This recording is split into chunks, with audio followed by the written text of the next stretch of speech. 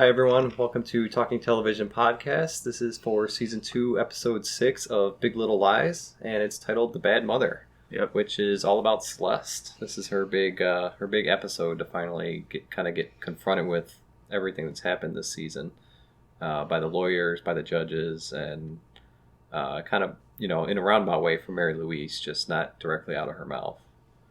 So, yeah, it was a lot of tension. That was a rough episode for her. Yeah, there really wasn't anything good that happened this episode, really, to any of the characters. No, there wasn't. No good vibes at all. Nope. So, right at the beginning, we had a really loud audio cut, and it went straight to Jane, like, jamming out in her Prius. Driving up to the boyfriend's house to ask him about being at the police station, seeing if he's a cop. What did you guys think was going to happen? Well, Bonnie was a good friend, I guess, and she must have made that phone call real quick and said, guess who I saw at the police station? Mm-hmm. So, yeah, Jane, she zooms right over there, jamming out to something. Just, in a zone.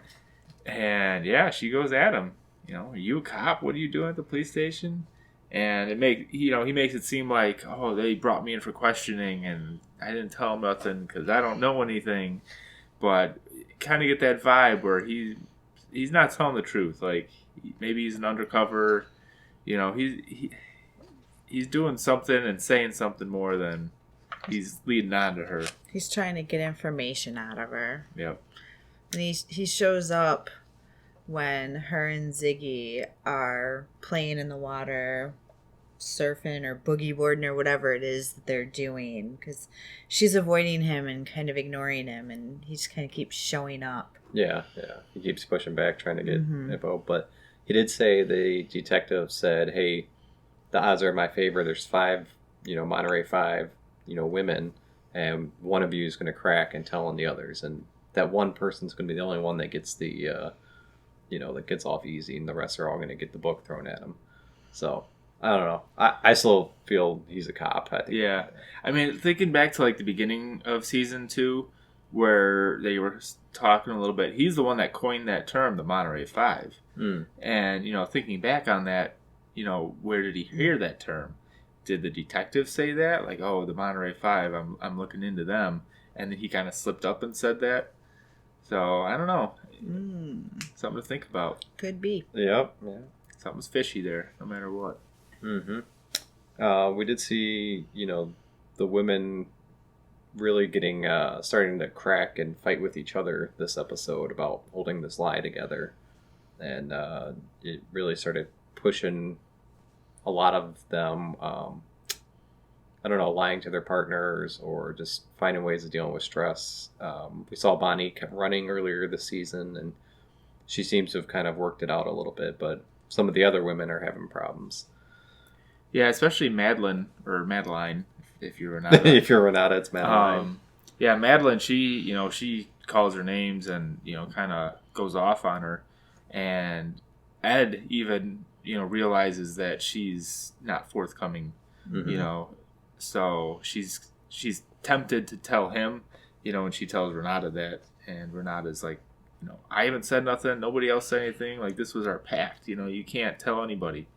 The more people that know, the more they can get out there. So, yeah, I think Ed would definitely tell. He doesn't really seem like one to stand by anybody. No. So, yeah, they're at that point, that breaking point. And at the trial, it came up, that the very... scientific the 3D model. The model that the lawyer shows, like, he could have only fallen this far if he slipped, but 2 more steps if he was pushed. So. Yeah, it was almost the same landing point. Yeah. So, but yeah, they're all testing each other's patience and friendships, and we got one more episode to see where they all land. Bonnie's having a hard time with. I think she's having a hard time with the reality of. She keeps flashing into different realities almost of smothering her mother and standing up in court and saying, I did this. Or, so she starts writing in a journal of everything she kind of wants everything she wants to confess to. And as she's like sitting in the hospital room with her mom, there and kind of waiting for news on her mom's medical condition of, what the next steps are. She does actually start confessing all of these different things to her mother, because that's the thing she feels she needs to do to make herself start to feel better, especially if her mom's going to die. Yeah. Like, she needs to get it all off of her chest with going through her childhood, for one thing, and all of these things. And she does say marrying somebody that she doesn't fully say it, but that, guessing the next words would have been, she doesn't love anymore, or doesn't love, or... Mm-hmm. Yeah, she said that she resents her mom for a lot of things. Yes. Yeah, that was her central thesis. And she went, through, basically her whole childhood growing up, everything. And then at the very end, she said, I resent you for killing a man. Yes. And, I dreamt it was you as I pushed him. That's... And then we kind of see, as the scene cuts away, a tear on her mom's cheek. Yeah, kind of giving the impression that she's just been laying there, and she heard it all. She knew fully well what was said. So what's going to happen? Is she going to snap to and say something, or? I think she'll be awake the next episode. But hopefully she doesn't leave that journal laying around again with that written in it. She should burn that thing. Yeah, like, what are you doing? If the detective gets that, I mean, it's over. It's a done deal. Yeah. Simple things, man. Yeah. I still... Going back to the push, Perry getting pushed, though. It's this would have been a non-issue if they would have just told the cops right off the bat. He was physically abusing us. Yeah, we pushed him off, and he died. Yeah, I mean, there's pictures and video of their face. Yeah, it should have been. It didn't need to be a done deal. But with the push Bonnie had said that when she pushed Perry, she imagined it was her mother. Mm-hmm. Like, it was all that resentment was pushing her mother up down the stairs. Yeah, but she didn't just push him for no reason. Right. He was just doing standing something there, minding his own business. He was all that kicking resentment. and beating the crap out of her friend. Yeah. So I feel like it was totally justifiable. Oh yes, definitely. it would have been a total non-issue. Yep. Renata could have got a high-priced lawyer back when she had money. Yeah. She can't now. They kind of every episode they've started with the flashback of the chaos of the Perry's death, and they've kind of shown a little bit more different viewpoints of that scene. This time they kind of showed it was Renata that told the group, hey, this is our story, we got to stick with it.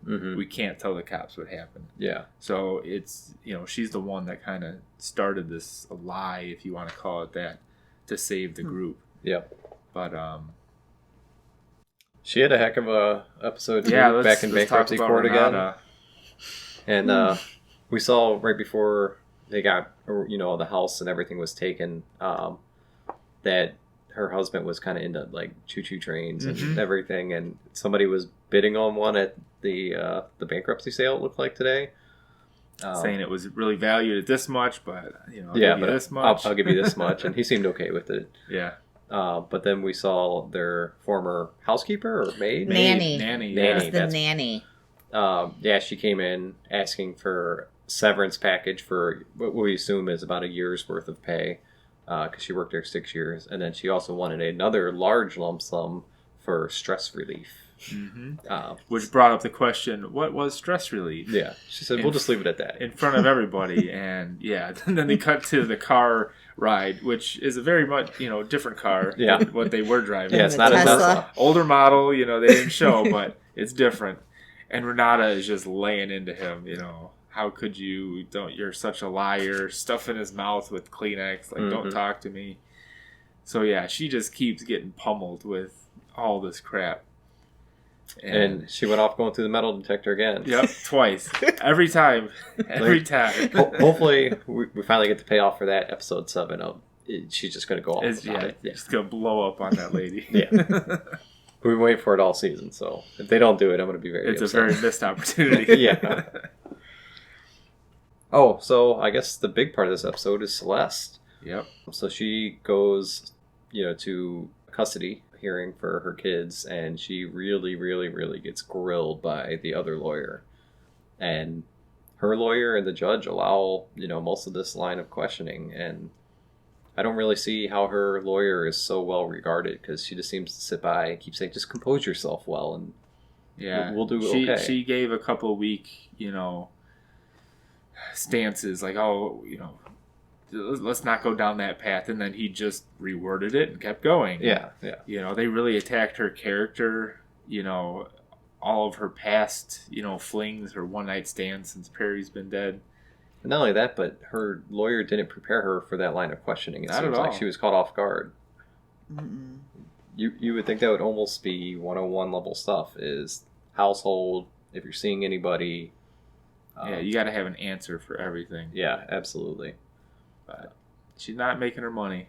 Yeah, no. It seems that way.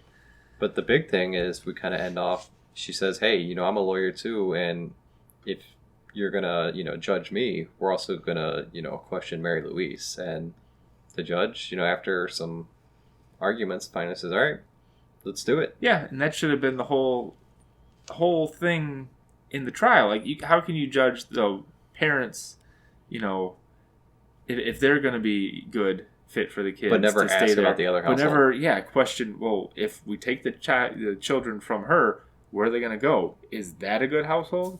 Yeah, it just makes common sense to do that. Yep. And Celeste kind of has to take it upon herself. Her lawyer doesn't stand up and suggest that. So, yeah, good for her. I feel like if she didn't do that, the judge was going to rule probably against her. Yeah, absolutely.